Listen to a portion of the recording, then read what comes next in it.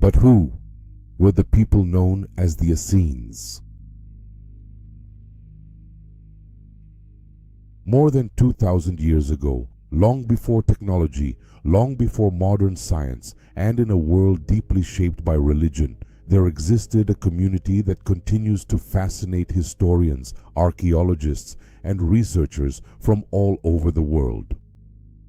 A community that chose to live far from the cities, far from wealth, far from power.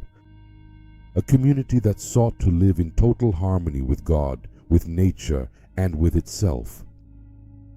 This community was called the Essenes. But after all, who were the Essenes? Why did they decide to abandon society? What knowledge did they possess? Why do they continue to spark so much interest today? And for what reason? Some researchers believe that understanding the Essenes helps us better understand the spiritual context in which Jesus lived. These are some of the questions we will explore throughout this series. To understand who the Essenes were, we first need to travel back to the 2nd century BC. At that time, the region of Judea was experiencing great political and religious instability. The Jewish people were divided among different religious factions, each with its own view on the law, on God, and on how people should live, the correct way to live. The Pharisees advocated a strict interpretation of the law. The Sadducees controlled the Temple of Jerusalem and, for the most part, belonged to the most influential priestly families. The Zealots believed that the liberation of the people would come through fighting against Roman rule.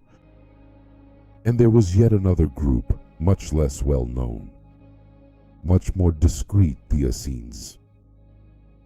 Unlike the other groups, the Essenes believed that society had lost its spiritual purity. From their perspective, corruption, ambition, and decadence had driven the people away from the true will of God. That is why many decided to leave the cities and build isolated communities dedicated to prayer, the study of scriptures, work, and spiritual preparation. For many centuries, the Essenes remained virtually forgotten by history. We know of their existence thanks to the accounts of 3 important authors from antiquity. Flavius Josephus, a Jewish historian from the 1st century, Philo of Alexandria, a Jewish philosopher who described their discipline and simplicity, and Pliny the Elder, a Roman naturalist who located an Essene community near the Dead Sea. For a long time, these accounts were practically all that was known, but everything changed in the mid-20th century. In the year 1947, a young Bedouin shepherd was searching for a lost goat among the steep cliffs of Qumran, near the Dead Sea. It is said that he threw a stone into the interior of a cave, and instead of the expected sound, he heard something different. The sound of pottery breaking. I mean, what were the chances that the stone would fall exactly on top of a pot, a piece of pottery? But the truth is, it did. Something had been prepared. Something had been orchestrated for something to be discovered. Driven by his curiosity, he entered the cave. What he found would forever transform the study of ancient Judaism and the origins of Christianity. Inside there were large ceramic jars, and inside those jars, hundreds of manuscripts, carefully preserved for more than 2,000 years, had been found, the famous Dead Sea Scrolls, considered by many archaeologists to be one of the greatest discoveries of the 20th century. Over the following years, 11 caves were identified, containing thousands of scroll fragments. Among them were books of the Old Testament, commentaries on the scriptures, hymns, community rules, religious calendars, and numerous texts that reveal the spiritual life of the Essenes.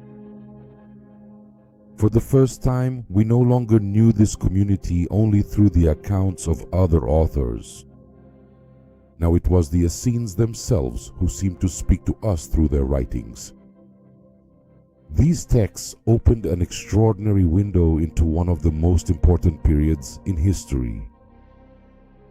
But who were they after all? All indications are that the Essenes were a deeply organized community. They lived according to very strict rules. They practiced a simple life. They valued silence, prayer, the study of the scriptures, daily work, the sharing of goods, and a profound spiritual preparation. They believed that human beings should continually purify both body and soul in order to live in communion with the universe. They also awaited the coming of a Messiah and believed that this moment required constant inner preparation. One of the characteristics that most impresses researchers is the discipline of this community. Every moment of the day seemed to have a purpose. Work was considered a form of service. Prayer and meditation were part of the daily routine. The reading of scriptures held a central place, and simplicity was seen as a virtue. Nothing was left to chance. Everything was intended to lead the human being to a purer life, closer to the divine. But perhaps what continues to arouse the greatest curiosity is the knowledge that many attribute to the Essenes. Over the past decades, several researchers have studied their diet and their purification rituals, the use of water, their constant contact with nature, and other practices that seem to reveal a highly advanced understanding of health and spirituality for that time. To what extent did they possess knowledge about medicinal plants? How did they view healing? How important did they consider fasting? What role did water, the sun, and community life play? These are questions that continue to prompt research and that we will explore in upcoming episodes. Another fascinating issue concerns the historical context in which Jesus lived. Although the canonical Gospels never state that Jesus belonged to the Essene community, many scholars note similarities between some teachings attributed to the Essenes and certain ideas found in the canonical Gospels. The apocryphal Gospels, on the other hand, frequently make reference to the fact that it is highly probable, if not virtually certain, that Jesus himself was a member of the Essene community.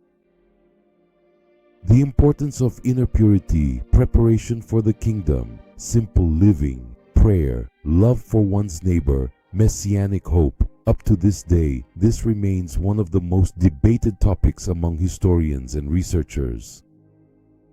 Throughout this series, we will examine these questions seriously, drawing on the most relevant historical sources and archaeological discoveries. The Essenes disappeared almost 2,000 years ago. Or did they really disappear?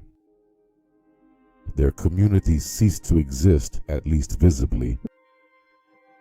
Their buildings were abandoned, but their manuscripts survived the passage of time. And thanks to them, today we can learn about a little better, a community that chose to live differently. A community that sought truth, simplicity, and a deep connection to the universe, to the divine, and to Christ consciousness. Perhaps that is precisely why they continue to arouse so much curiosity.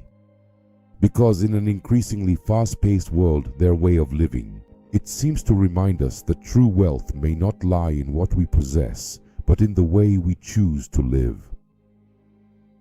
In upcoming episodes, we will study this community in depth. We will discover what their daily life was like, where they lived, how they organized their society, how they worked, how they fed themselves. And for what reason? Why do many consider that the Essenes created one of the most extraordinary and profound spiritual communities in all of history? But the question remains, have the Essenes really disappeared? Or do we still have much more to discover? If you want to hear the answer to this and other questions, get ready for the next video. Until then, may peace and serenity accompany your path. Welcome to the Essene community.